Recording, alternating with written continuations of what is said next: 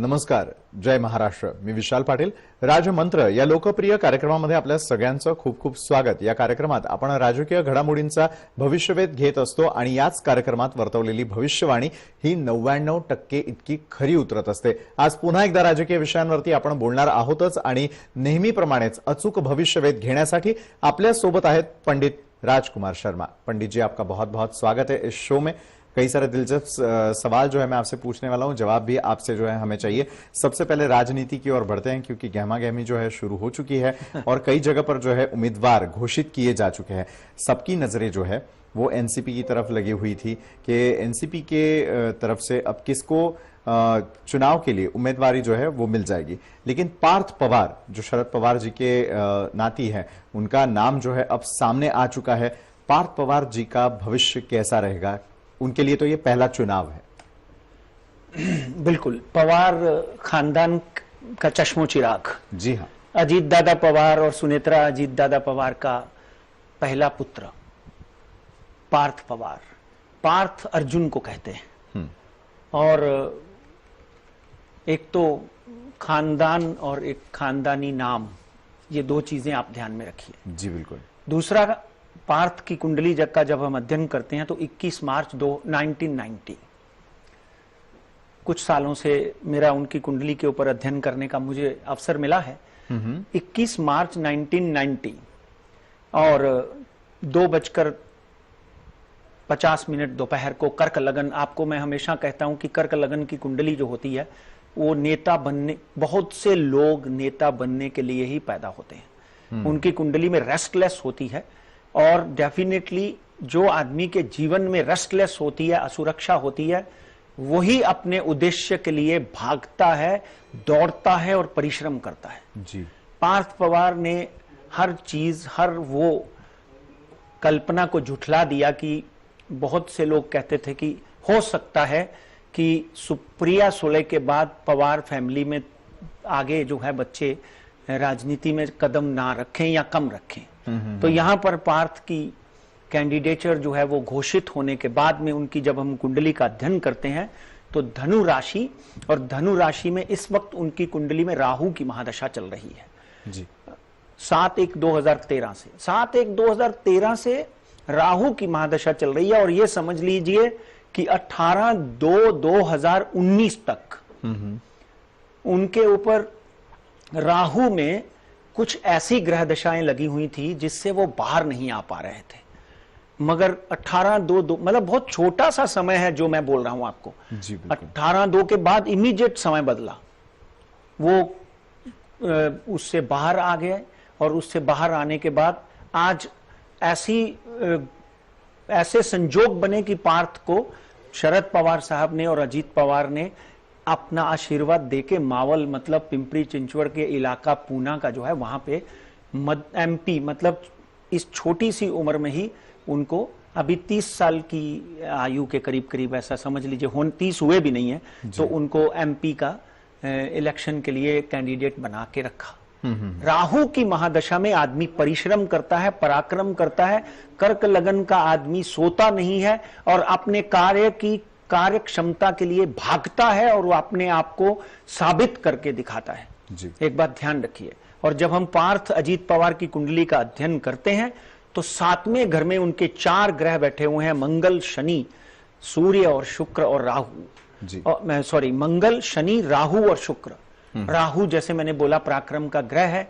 इस वक्त जो राहु है वो बदल चुका है, मिथुन और धनु राशि में प्रवेश कर चुका है.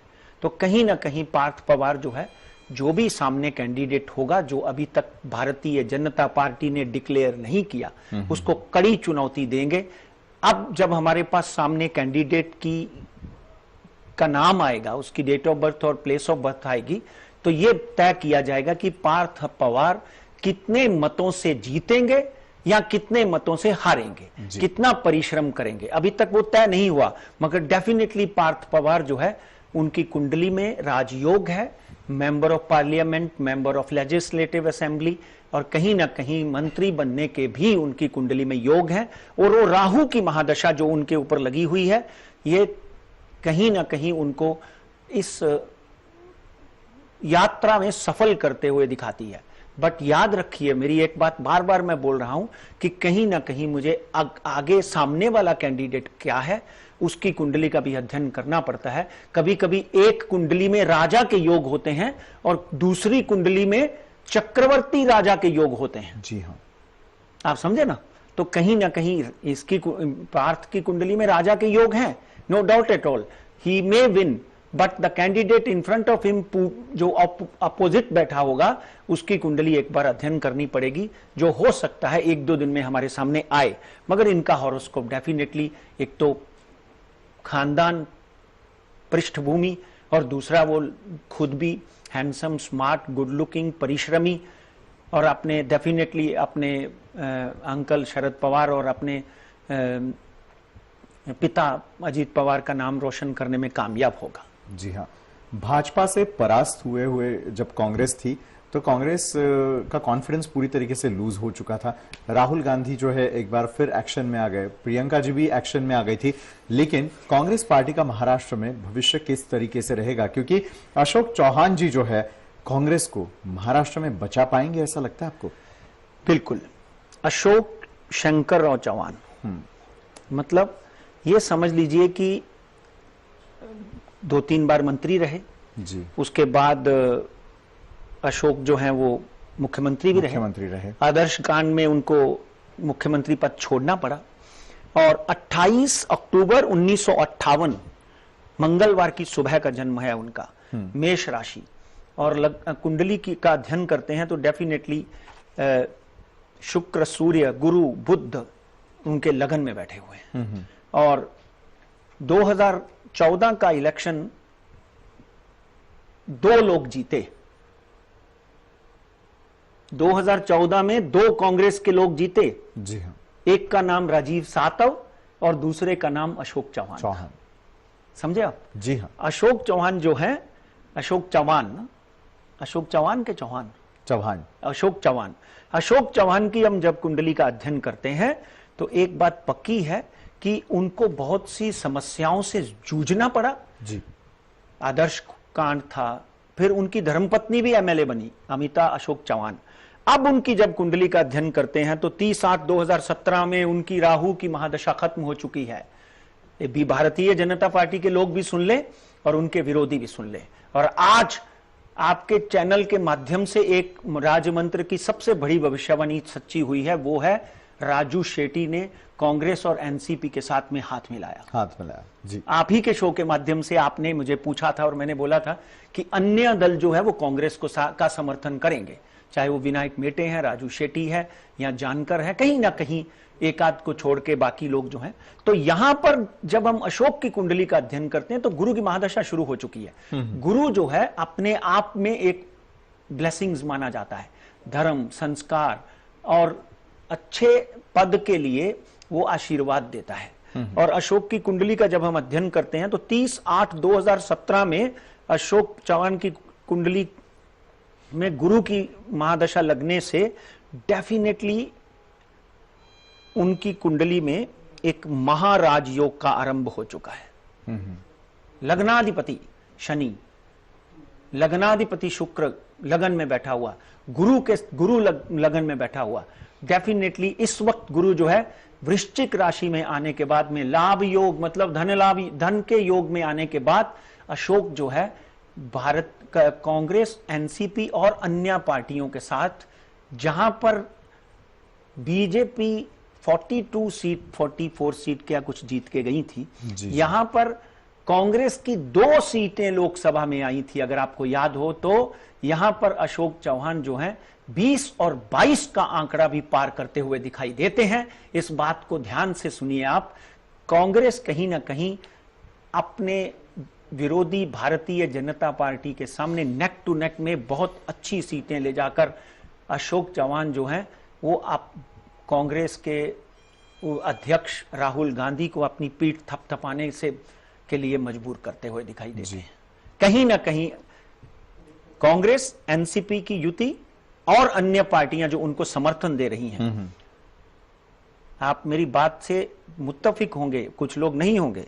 10-12 मतलब 2 सीटों से कांग्रेस पुनः 20 के ऊपर का आंकड़ा पार करती हुई दिखाई देती है। तो definitely Ashok Chauhan can change the face of Congress once again in Lok Sabha Maharashtra. जी, कांग्रेस हमेशा से कहते हुए आ रही है कि नए चेहरों को हम लोग जो है चुनाव में उम्मीदवारी दे देंगे, उन लोगों को आगे बढ़ाएंगे, लेकिन ऐसा होते हुए नजर नहीं आ रहा है। जो लिस्ट उन लोगों ने दिया होता कांग्रेस ने, उसमें प्रिया दत्त और मिलिंद देवरा जी जो है उनको वापस एक बार जो है चुनाव के लिए खड़ा कर दिया गया है। क्या लगता है आपको इस बार वो जीत पाएंगे? प्रिया दत्त आदरणीय स्वर्गीय और मेरे मित्र श्री सुनील दत्त साहब की बेटी मकर राशि में साढ़े सती चल रही है, मगर प्रिया दत्त की कुंडली में साढ़े सती भी 3 तरह की होती है। उनका शनि प्रबल इस वक्त प्रबल बैठा हुआ है। साढ़े सती के बावजूद प्रिया दत्त, क्योंकि मकर राशि में का शनि जो है वो लग्ना राशि अधिपति हो जाता है। जी हाँ। इस वक्त उनकी 4-3-2015 से शनि की महादशा चल रही है। 2014 में वो पूनम महाजन के सामने हारी, इस बात में कोई दो राय नहीं। इस वक्त पूनम महाजन वहां पे खड़ी होती हैं कि नहीं, इस बात के ऊपर अभी भी शंका है। सो कैंडिडेट आने की बात है, मगर डेफिनेटली प्रिया दत्त जो है इस वक्त महाराजयोग से चल रही हैं। और प्रिया दत्त जो है वो कहीं ना कहीं, अगर हम प्रिया दत्त की बात करें तो वो बांद्रा विधानसभा का बांद्रा से ही खड़ी होती है ना, बांद्रा से जीतती हुई दिखाई देती हैं।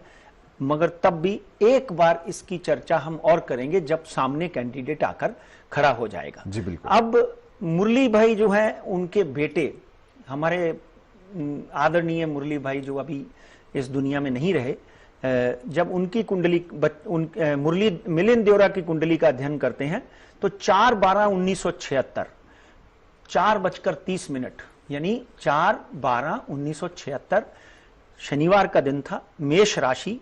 और इस वक्त उनकी कुंडली में राहु की महादशा जो है 2004 से लगी हुई है। 2014 का इलेक्शन वो हार गए, मगर एक बात ध्यान से सुन लीजिए, आप यहाँ पे राजमंत्र देखते हैं, बड़ी बड़ी भविष्यवाणियां आपको अचंभित कर देती है, चाहे वो मध्य प्रदेश हो, चाहे वो राजस्थान हो, चाहे वो बिहार हो।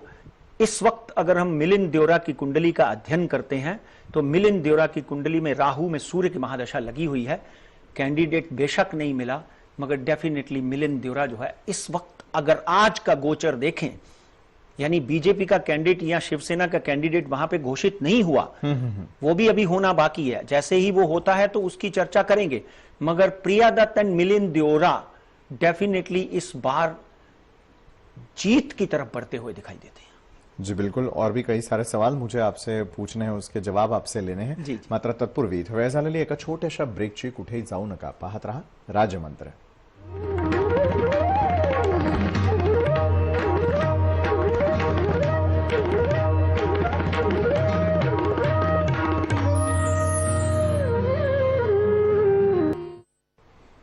ब्रेकनंतर राज्यमंत्रमध्ये आपल्या सगळ्यांचं पुन्हा एकदा स्वागत। पंडितजींना आपण अनेक प्रश्न विचारणार आहोत आणि आज आपण खरं तर लोकसभा निवडणुकांच्या पार्श्वभूमीवरती निवडणुकांचं चित्र कशा प्रकारे असेल या संदर्भातली चर्चा करतोय। त्याचबरोबर अनेक नेत्यांचं भवितव्य काय असेल या संदर्भात देखील आपण चर्चा करतोय। पंडित जी, महाराष्ट्र में बीजेपी कितने सीटों पर जीतेगी? अमित शाह जी आ गए थे, उन्होंने अपने दावे किए थे, मुख्यमंत्री खुद अपने दावे करते हैं, नरेंद्र मोदी जी अपने दावा करता है, क्योंकि महाराष्ट्र की ओर हर किसी का ध्यान लगा हुआ रहता है। हम आपसे ये जानना चाहते हैं, महाराष्ट्र में बीजेपी कितने सीटों पर जीतेगी? भारतीय जनता पार्टी।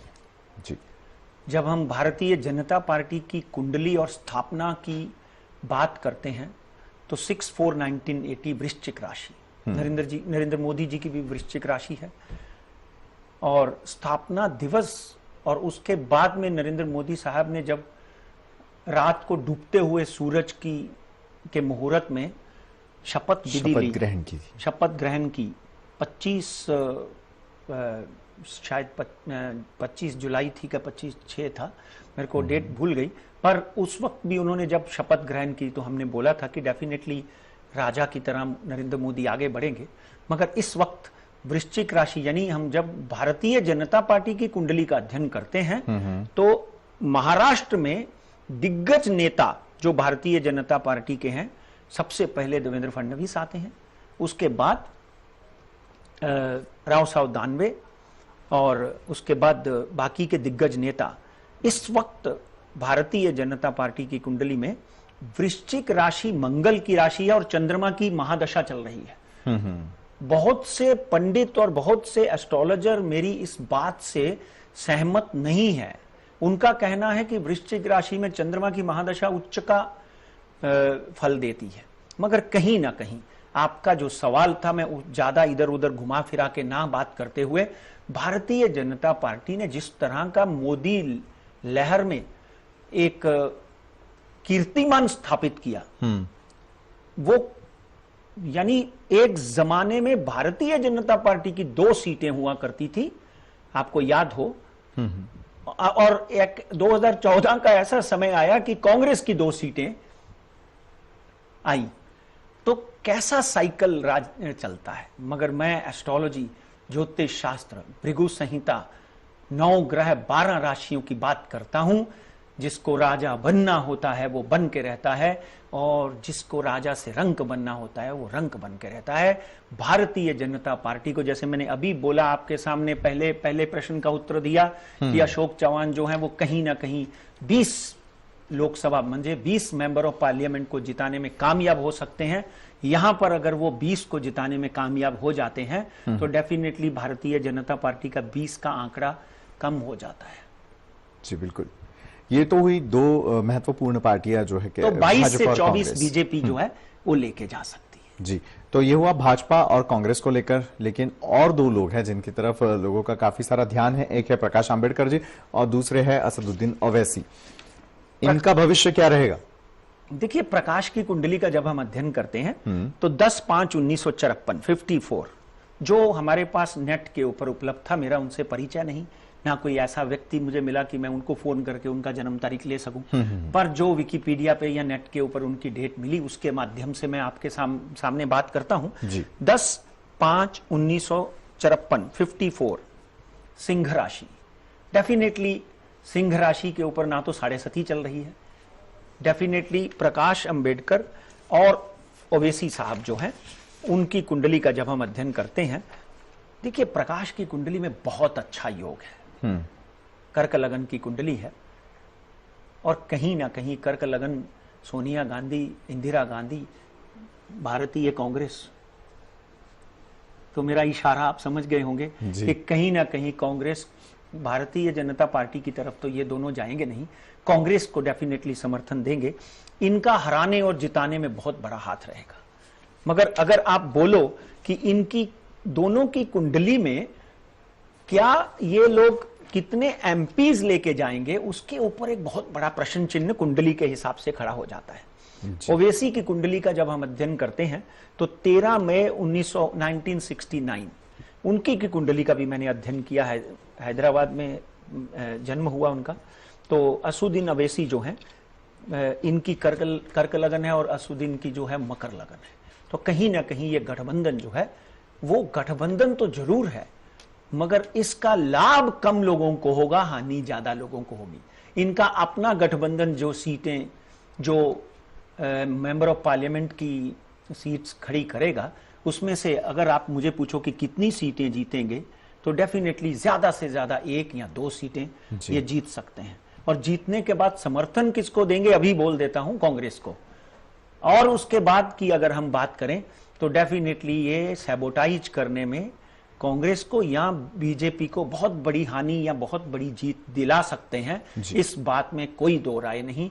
इसलिए प्रकाश की कुंडली में डेफिनेटली राहु की महादशा उसको एक बड़ा नेता बन के उभरता हुआ दिखाई देती है, जो राष्ट्रीय स्तर पर अपने एक नए कीर्तिमान स्थापित कर सकता है। जी, कैसा रहेगा इस बार मार्केट और शेयर बाजार?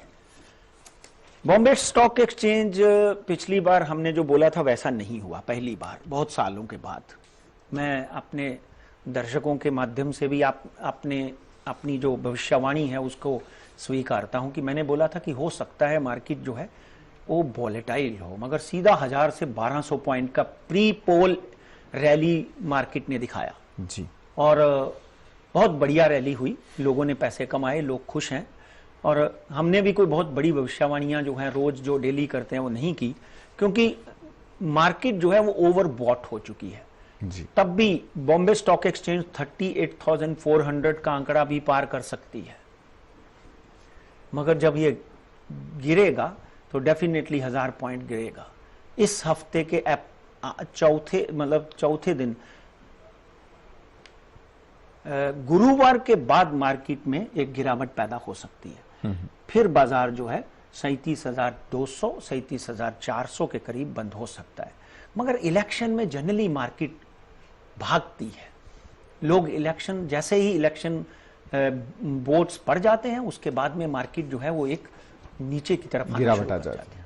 और निफ्टी एनएससी का भी यही हाल है। 11,428, ये 11,550 का आंकड़ा भी पार कर सकती है, और नीचे का जो है 11,100, 11,000 भी तोड़ सकती है।